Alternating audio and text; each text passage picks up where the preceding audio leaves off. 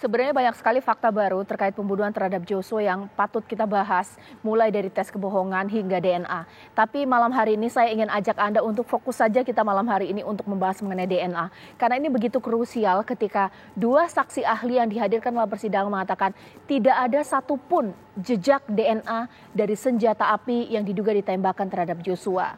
Kalaulah kita sebagai orang awam mengartikan apakah itu artinya Sambo benar tidak menembak? Tidak bersalah dalam kasus ini, ia bisa bebas, ataukah jangan-jangan ini menandakan bahwa barang bukti tersebut sudah dibersihkan untuk Verdi Sambo. Itu akan saya bahas di Apa Kabar Indonesia malam hari ini di Studio TV One, pakar hukum pidana kita Mas Heri Firmansyah. Selamat malam, Assalamualaikum. Selamat malam, Waalaikumsalam Mbak Caca. Saya juga telah tersambung dengan dua narasumber saya, mulai dari Bang Martin Lukas Simanjuntak, Bang Martin Lukas yang sudah bersama dengan saya, dan juga Kombes Pol Purnawirawan Bapak Putut Cahyo yang merupakan mantan Kepala Lab DVI Mabes Polri. Selamat malam Pak Putut, selamat malam Bang Martin.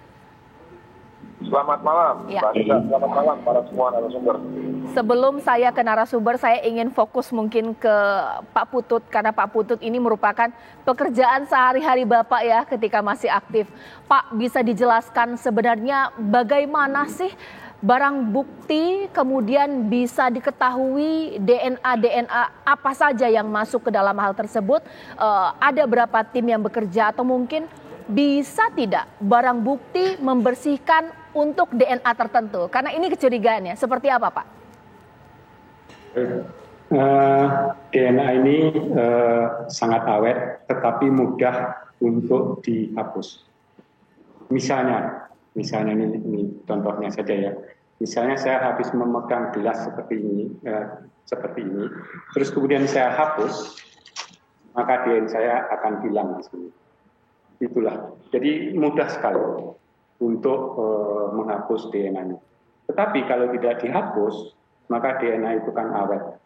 Jadi yang penting di dalam suatu kasus tindak pidana adalah sejarah perjalanan DNA itu sampai ke lab. Itu harus tahu. Kalau ada tindakan-tindakan di luar itu, di luar TKP, maka kita juga harus tahu siapa saja yang pernah memegang. Dengan memegang artinya DNA yang memegang itu akan menempel kepada benda yang dipegang. Pertukaran zat.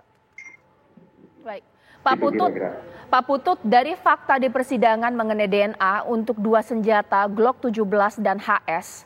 Di Glock 17 ada DNA Eliezer, Agus Nurpatria, dan Susanto. Sementara di HS tidak ada DNA Sambo. Menurut Bapak ini hal yang aneh tidak? Tidak, biasa itu. Mungkin saja itu sudah dihapus atau menggunakan sarung tangan. Okay. Mungkin ya, ini kemungkinan karena kita tidak mengetahui langsung kejadiannya. Makanya chain of custody, sejarah perjalanan sampel itu sangat penting kita ketahui. Kenapa Bapak mengatakan mungkin ini dihapus? Apakah memang seharusnya kalaupun memang tidak ada DNA Sambo, di senjata HS ada juga dong DNA Agus Nurpatria dan Susanto, begitu kah? Ya. Oke, menarik. Saya minta kemudian tanggapannya Bang Martin.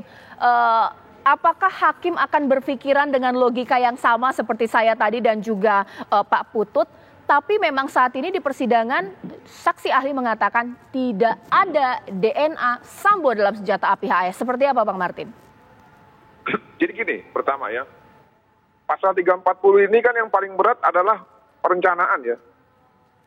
Nah, kalau menembak itu kan sebenarnya hanya penyempurna.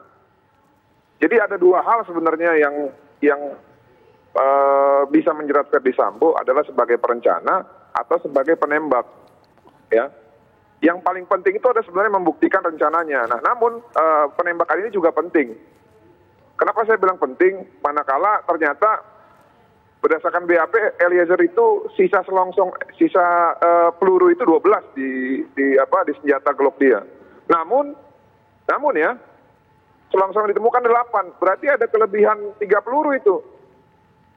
Dari situ aja kita bisa melihat bahwa ada campur tangan ataupun intervensi dari orang-orang tertentu mungkin ya pada saat pengumpulan barang bukti. Nah, sehubungan dengan DNA ini juga saya menduga ada dua hal. Yang pertama, memang fakta persidangan bahwa Verdi Sambo menembakkan senjata HS itu ya berulang-ulang ke dinding ya untuk melakukan obstruction of justice, itu versi dia.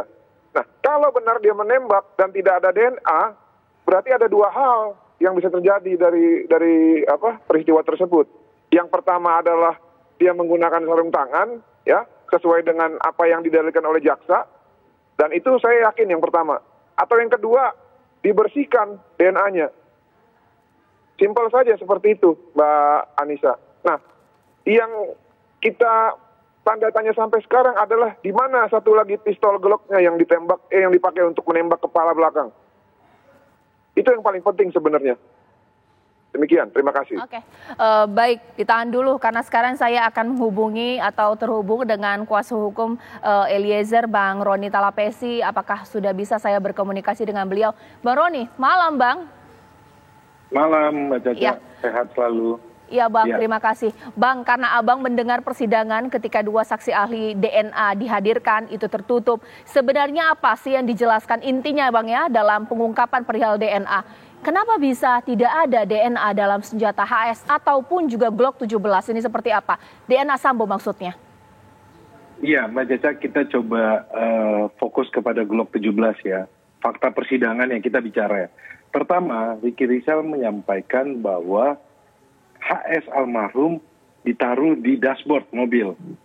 Nah, kemudian yang kedua, Richard Eliezer mengambil HS tersebut dari dashboard, kemudian menyerahkan kepada Verdi Sambo. Dan yang ketiga, HS tersebut jatuh di depan rumah Saguling. Itu sesuai dengan keterangan dari Romer. Yang keempat, walaupun dibantah ya bahwa senjata yang jatuh di depan rumah Duren 3 itu bukan senjata HS, dibantah oleh Verdi Sambo. Tapi yang keempat adalah Verdi Sambo mengakui bahwa dia menggunakan senjata HS untuk menembakkan ke dinding. Nah, ini yang penting nih. Setelah dia menembakkan ke dinding, dia menaruh senjata HS itu di samping kiri almarhum Joshua. Persis di tangan kirinya. Nah, kemudian tidak berselang lama, datanglah tim dari Polres Jakarta Selatan. Di mana tim Polres Jakarta Selatan itu adalah tim identifikasi. Mereka mulailah mengolah TKP. Walaupun dalam persidangan, fakta persidangan mereka menyampaikan ini ada yang janggal. Kenapa yang janggal? Karena arah tembakannya tidak sama, kemudian ceritanya juga pun tidak seperti hal yang aneh gitu kan. Ini yang mereka sampaikan. Nah, ketika tim identifikasi datang, senjata HS itu ada di samping almarhum, tangan kirinya. Jadi senjata HS itu tidak pernah disentuh oleh yang lainnya. Karena kita menanyakan kepada tim identifikasi dari Polres Jakarta Selatan ketika mengolah TKP, menggunakan sarung tangan tidak. Gitu kan. Nah, kemudian mereka juga pun coba untuk mengidentifikasi. Jadi terkait dengan peristiwa yang di penembakan di Duren 3 ini menggambarkan bahwa situasinya ini ketika Verdi Sambo menembakkan senjata HS tersebut itu menggunakan sarung tangan, Mbak Caca. Karena itu terakhir pistolnya ada di samping almarhum Joshua. Tetapi kalau pistol dari Richard Eliezer sesuai fakta persidangan bahwa dari Propam Kombes Susanto kemudian memegang senjatanya Richard Eliezer, menanyakan berapa sisa peluru, kemudian menanyakan izin simsanya mana. Nah, ini sebenarnya fakta persidangan. Dan makanya ditemukan beberapa DNA di pistolnya Richard Eliezer. Gitu. Kita kan menanyakan kepada Kombes Susanto ketika mengamankan senjata almarhum Joshua menggunakan sarung tangan tidak menggunakan sarung tangan. Jadi ini ya sebenarnya fakta persidangan bahwa sudah terlihat sebenarnya Mbak Caca. Ini saya coba runut ya peristiwanya ya sesuai fakta persidangan. Seperti itu Mbak.